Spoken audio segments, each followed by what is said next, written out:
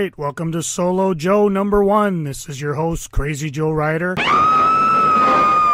Long anticipated, but yet to be delivered. I hope you look upon this kindly and not like Brian Wilson's Smile or Guns N' Roses' China Beach. I'm your host, Kray Z Joe. This is going to be probably the first of a bunch of irregular podcasts as I decide what I'm going to do with this here podcast. Unlike my heterosexual life mate, Corey. Old Uncle Rat Bastard! I don't have this driving urge to podcast. I dig doing it with him, but I tell you, if he didn't podcast, his head would probably implode. He's just got something in him that drives him to want to do it, and Godspeed, he's got just scary knowledge inside his head. Hey, God, brilliant! Me? Not so scary, I guess. I've got my notes here. Do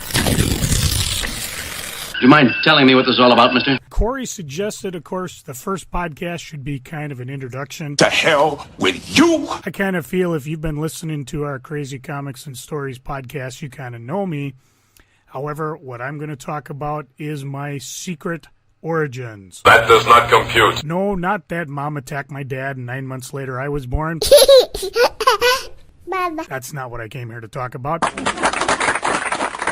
We're going to talk about what I call my BC origins, before collecting. Anything you say, Jack. I always remember reading comics. A lot of times I would go down to the library, I'd pick up Peanuts collection. Oh, good grief. My late Grandma Claire, whenever I used to go overnight to her house, she would buy me a Peanuts book. They usually ran anywhere from 25 cents to 50 cents to 75, get me a TV dinner, and that was pretty much how I spent the weekend when I was hanging at her home. I remember picking up Superman collections. Look, up in the sky! There was that Superman book, 40s to the 70s. I always hunked that one out and read it. It always drove me crazy that a lot of times when you found comic books, they were continued. This really pisses me off. I avoided a lot of superhero comics because of that. I didn't like them. There were other things, whenever I read the Woody Woodpecker comic, he had a niece and a nephew. I don't remember that from the cartoon. Tom and Jerry could talk. I tended to float towards Little Lulu. Oh, little Lulu, I love you, Lou, just the same. Richie Rich comics. I just found those amusing and fun. I did like Uncle Scrooge comics. One of my old buddies, Sean, down the block, had tons of these, and there were certain ones I recall reading that I liked more than other ones. Later on in life, I discovered those were done by the famous Carl Barks. Oh, yes! But as I said before, I always avoided the superheroes because of the stupid label, to be continued. I had no idea where I could find the next comic. I do remember buying an Action comic. I think it was one where Superman went back in time. It's Superman! He was tossed there by the villain. Are you saying boo or boo-earns? I picked it up because it had a pretty cool Superdog story in it. But I never found the last part to the story until like mid-'80s, after I was collecting comics. Well, Lordy frickin' dog! I remember my cousin Dan, he had a bunch of Conan comics. Crush your enemies, see them driven before you, and hear the lamentation of the women. I used to read his. My other cousin Jerry, he had Fantastic Four. It's clobbering time. We'll get back to Jerry in a moment. I always chose comics oddly. I remember being at a newsstand once. I think we were up mid-Minnesota, some state park. My folks were like, you could pick up one comic book. Oh, man! And I had a choice. I could pick up a Superman Family. It's a bird! It's a plane! Which at the time was doing the dollar comics.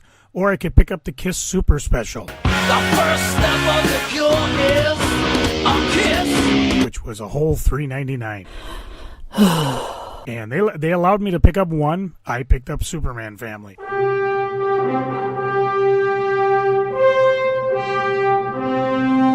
Go figure. I did pick up the Kiss Super Special much later. If you remember Dynamite magazine, I picked up my first issue, number 4. Dynamite, of course, was a monthly magazine given out by Scholastic Magazine. You could order it through their Scholastic Book Club. God bless my parents. They encouraged me and my siblings to always read books. The library, they always let me buy books. Got a pretty extensive Clifford the Big Red Dog collection. Hi, my name is Emily Elizabeth, and this is Clifford, my big red dog. Clifford needed Emily, so she chose him for her own. And her love made Clifford grow so big that the Howards had to leave their home. Clifford's the best friend anyone could know. He's the greatest dog ever. I really think so. Clifford's so loyal. He's there when you call. I love Clifford, the big red dog. So they packed up a family car, and the Howards left the city. They moved to Birdwell Island and their many new friends. There to greet Clifford and Emily.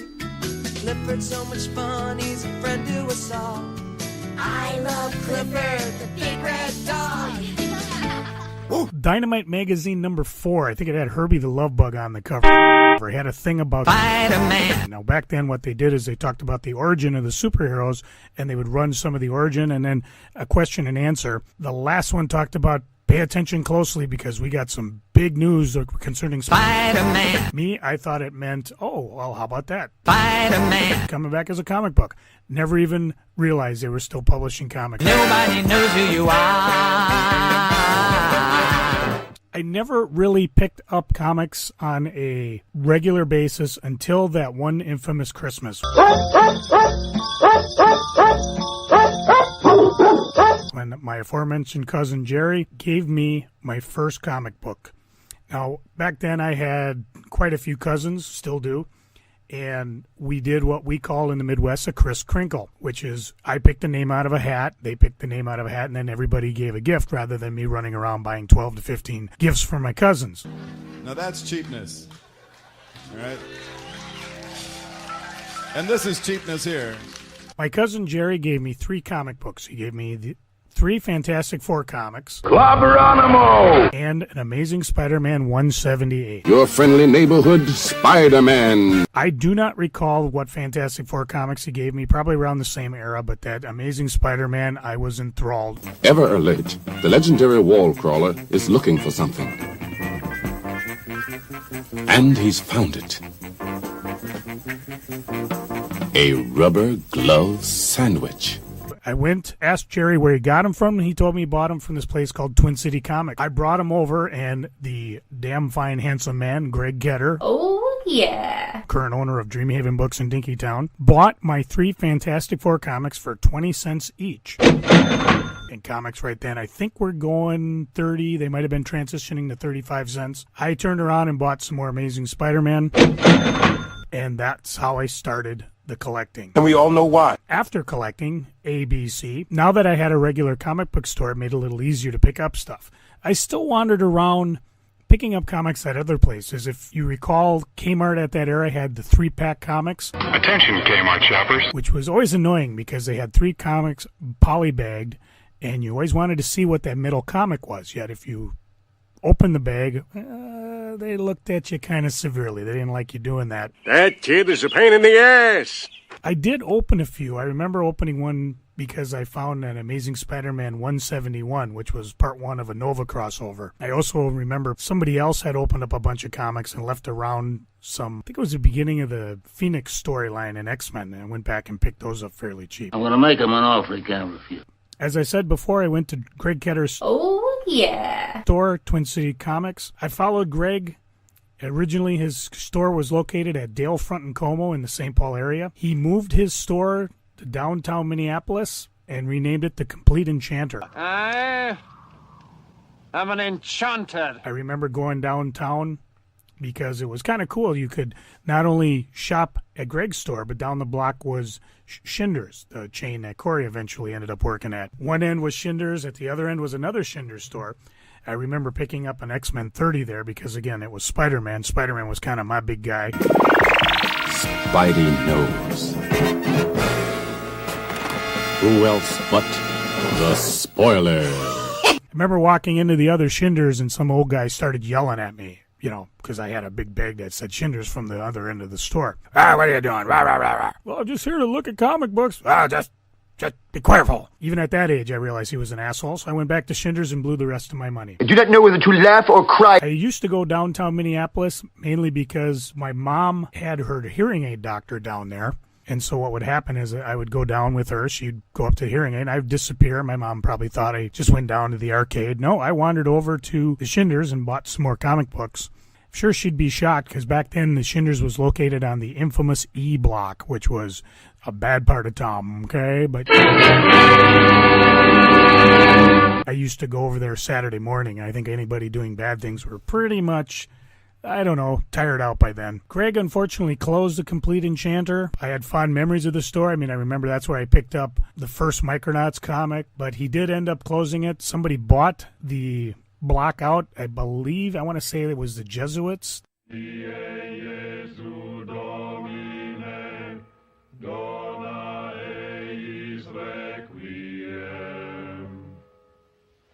They wanted to make a temple. Didn't last long because the place did end up burning down. Apparently God doesn't like temples where comic shops used to be. I did run into Greg later on in college because he had opened Dreamhaven Books. It was above a drugstore in Dinkytown, Minnesota, over by the University of Minnesota. He moved that store down the block. That's where I ran into my old pal Al Payne. He was kind of the manager there. Remember buying Dark Knight Returns there. I'm Batman. They moved Dreamhaven across the street, and then they took 2 levels, an upper and lower, and ended up on Hennepin Avenue. Now he's on 38th Street in Minneapolis. So I think I've been at every incarnation of every store that Greg Ketter's ever done. I like it! And I remind him of that because I told him, you know, you should have just told me, hey, kid, get the hell out of my store. Go do something useful with your life. Your balls are showing. The big place I bought comics from, even though I was following Greg around on Dreamhaven, was a shop no longer around called St. Paul Comic. It first opened up on Rice Street. I didn't go there initially because when I talked to my cousins about where's a good place to buy old comics, you know, they recommended Twin City Comics, but you don't go to St. Paul Comic. He charged a whole 25 cents for back issues. You believe this load of crap? That's because he bagged and boarded them and figured, you know, what the heck? I'm going to bag and board him. You're going to pay for the bag and board. There's something screwy around here. That's where I met John Nunziata. He was the proprietor of St. Paul Comic. He moved his store down to the Seven Corners area, closer to downtown St. Paul, and he stayed there until he eventually decided to stop carrying comics altogether. Wow, man, freaked out! John was kind of one of those old school places. I mean, he had stuff stacked to the ceiling. You'd be digging through stuff. Here's a Worthless Underground. Here's a black and white. Oh, here's a Spider-Man #2. It's always been my greatest ambition to spoil Spider-Man's day. How did that get in that pile? I remember buying underground comics from him. I kind of was lucky because he didn't mind buying them. And, of course, when my mom found them, she was always aghast. How could this happen? How could you humiliate me this way? I'm ashamed to be your mother. How do you explain Cherry Pop-Tart to your mother when you're only 15? Don't fuck with me, fellas! Anyway, she didn't mind. This ain't my first time at the rodeo. I found out the comics I enjoyed, the Uncle Scrooge ones way back when, were by Carl Barks, and started picking up some of those.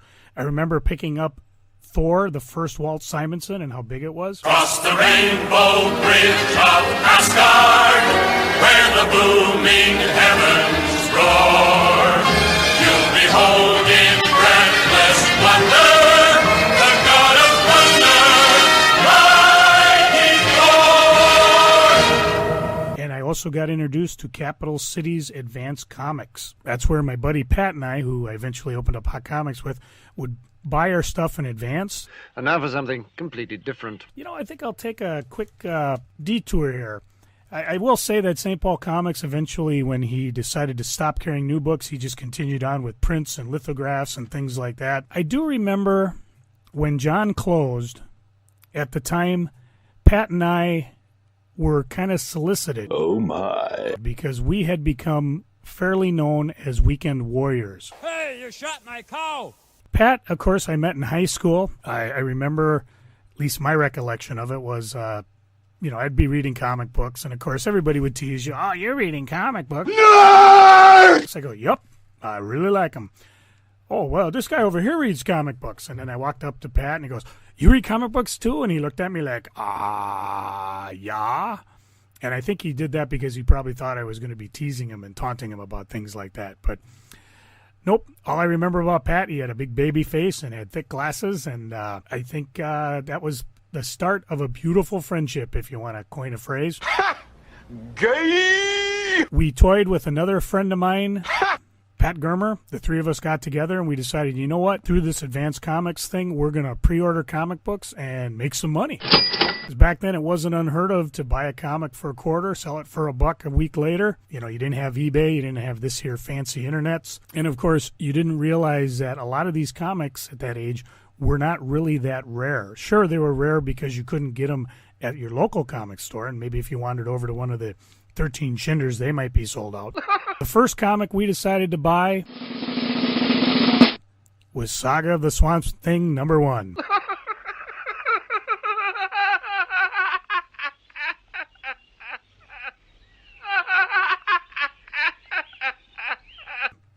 Yeah, we had impeccable tastes. I think I still have an original copy of one of those, but I don't recall anyways. My buddy Pat Germer disappeared through the magic of Facebook. I have reestablished friendships with him, but Pat Gruber and I continued on. I remember our first Comic-Con was at a banquet hall. It was sponsored by John from St. Paul Comic. I think it was about 84, 85, judging by my autographed sketchbook. Don't worry, we're going to turn that into a podcast all its own. Oh, goody! I can hardly wait! Pat and I worked till about 4 a.m. Our friend Steve was with us, and we were just bagging and boarding as fast as we could. I remember running out of backing boards.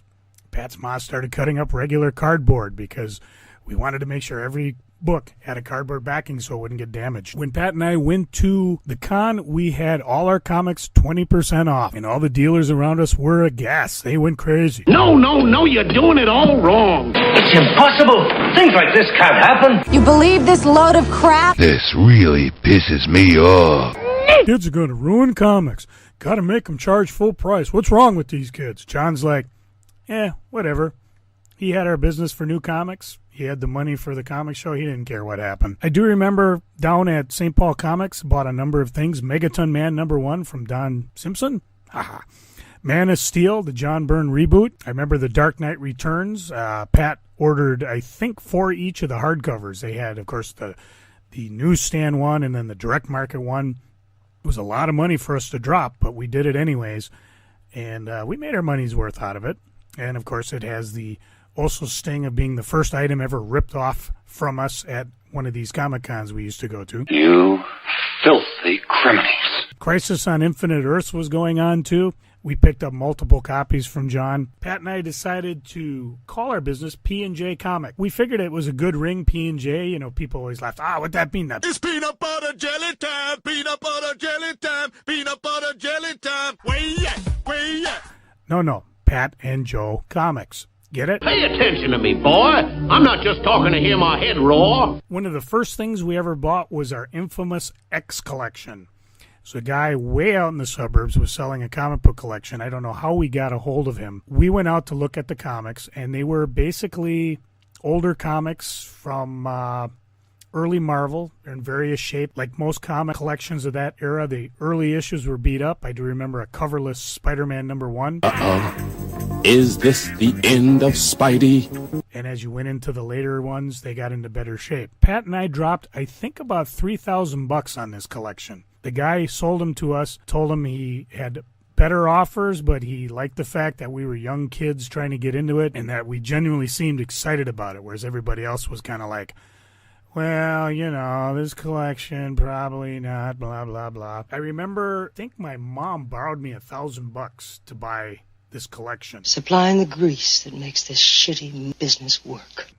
I actually paid her back after I closed Hot Comics, because during all that time, she remained kind of a silent partner. If you can't do something right, don't do it at all. You know, she always reminded me that she borrowed me the $1,000, and I was like grateful that she did. I don't ask much from you. Because of the size and the amount of money we bought the collection for, Pat and I had to turn the collection over real fast, and we did so, and we made quite a bit of money.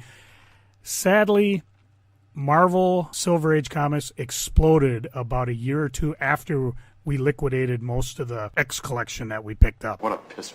We tracked the X collection by putting little X on the stickers so that when we sold one, we knew that that was from the X collection, and that went back to the $3,000 that we had spent together. When Pat had a comic he bought, he'd put a P on it. When I had a comic I bought, there was a J. And if we had no initial on it, that would be one that we had bought together, usually through Advance Comics. That's how we tracked our collection. So somewhere, every so often, I run across a notebook where, as we sold things, we would write things down. Okay, Amazing Fantasy 178, J, X-Men 1-2, P, so on and so on. And that's how we were able to track what we sold, and more importantly, to restock, especially if we knew something was hot. Fascinating. There was one disadvantage I had when doing this with Pat. Pat, of course, he was living at home. He was single. He had a real paying job. He spent a lot of money reselling books. It was even all the way up to the last MCBA Comic-Con that he finally sold off everything that he wanted. His ma and dad built him a shed out back of his house, put in heat. The idea would be we would store our collections there, and if it got really cold, we'd turn the heat on. Fortunately, it became very, very expensive, so we changed it where we would bring inside his expensive books, put them in the basement, and then the regular Comic-Con stock we would just leave out there. Pat would turn the heat on whenever we'd get together to work on collections. It was kind of a reoccurring thing. Whenever a Comic-Con was coming around, we'd get together, bag and board comics, price them out. I'd bring over stuff that I bagged and board that had my J on it. Pat always had his stuff ready to go. His whole basement was basically his domain. His parents let him have it. Sometimes we'd sit together, watch Godzilla movies while we were bag and boarding things. A few times I'd come over on my own if I knew Pat was gone and put things together. But that's how we took care of things. We used to go to all the Comic-Cons we could. Sometime in the future, I'm looking forward to getting together with Pat, and we'll talk about some of those early days, so I don't really want to give too much away. And now another useless fact.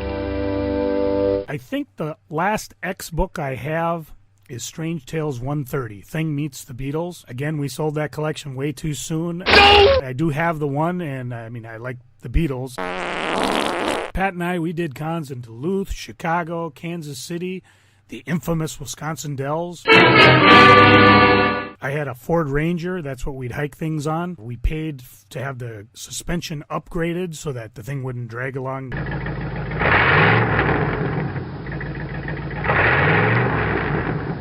And I'm telling you, Pat had the stuff. He collected stuff from way early. His big one, of course, was an Amazing Fantasy 15. Spider-Man, where are you coming from, Spider-Man?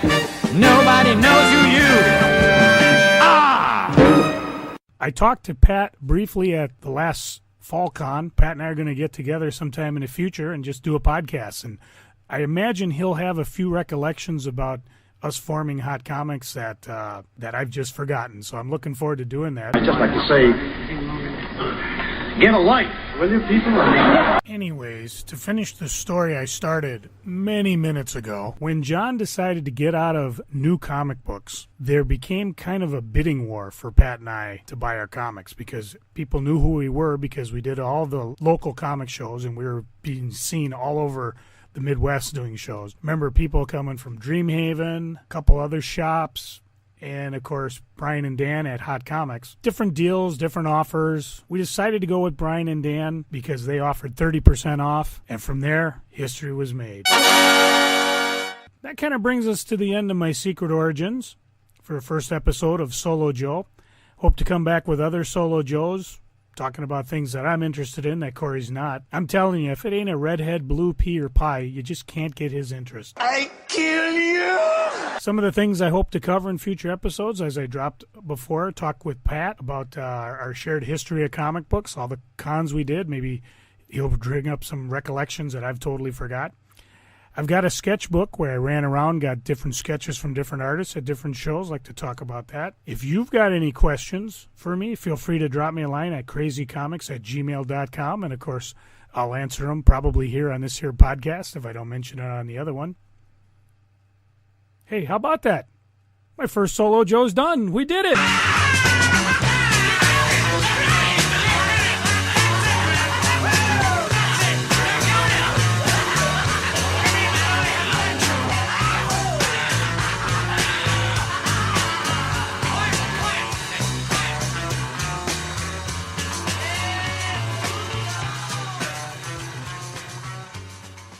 If you're still listening, I got a little bonus material for you. Before I did this here Solo Joe, I worked with a friend of mine on a podcast called The Amish Baby Machine. If you Google it, you can still pick up all his episodes. He's on hiatus right now as he looks for a new co-host. But I would jump on and do a quick comic book minute. He was more broad-based in terms of what his show was about, so we had people talk about sports, records, DVDs, whatever. And since I knew comic books, I did comic books. See if you can see the theme of this here quick comic book minute. Star Wars, nothing but Star Wars. Give me the Star Wars, don't let them end. Nothing at all. Hey, this is Crazy Joe Ryder with your comic book minute on the Amish Baby Machine. Personally, I'm more of a Mennonite man myself, but what you gonna do? Star Wars is this theme today. Star Wars started out all the way back in 1977 at Marvel Comics. It was literally the comic book that saved Marvel Comics because they were sucking cheese with all the stuff they were doing. It lasted 107 issues all the way through 1986. Should be able to find copies of it cheap. Few things to watch out for. There is a Star Wars 35-cent variant. Only about $800 if you can find one. Star Wars 1 itself is about a $40 book, mint the last issue, number 107. By that time in 1986, people were pretty tired of Star Wars. I mean, the Empire had been defeated. What more could they possibly do with the property? It was pretty much dead and done with. So that number 107 is a tough one. It's about $40 if you can find it. They've been reprinted in multiple forms, even Star Wars series itself, little tiny black and white paperback to a huge treasury size edition. So you should be able to find it. Thanks to Dark Horse, because Dark Horse saw something in the property that was very cool. They knew that they could resurrect it, and they did it with something called Star Wars Dark Empire. The plot, Luke discovers the Emperor is still alive, and so he decides to go learn the dark side of the Force. You don't know the power of the dark side. The other guys think that's not such a cool idea considering what happened with Vader and all that, so they go off after him, and boom, Star Wars was reborn. Star Wars stuck with Dark Horse all the way up to last year. Now what happened with the Star Wars universe is it expanded, it grew, it went all the way back into the past with the Old Republic, went all the way into the future with some cat named Cade Skywalker up in the future. He's a Skywalker, he's got that germs in him that make him the Force, but he doesn't want to be a Jedi, he just wants to hang out with hot Sith chicks. The problem was you had to really know where in the timeline your stories took place. Did they take place in the past, in the present, in the future? I mean, there were all sorts of things that happened. Luke saw a hot redhead who tried to kill him, so naturally he married her and they had kids. Han married Leia and they had kids and they became Jedis. They dropped the moon on Chewbacca. I mean, it was really convoluted. Very cool if you were really into it, but it made it real tough just to jump in and enjoy a random Star Wars comic. But no more.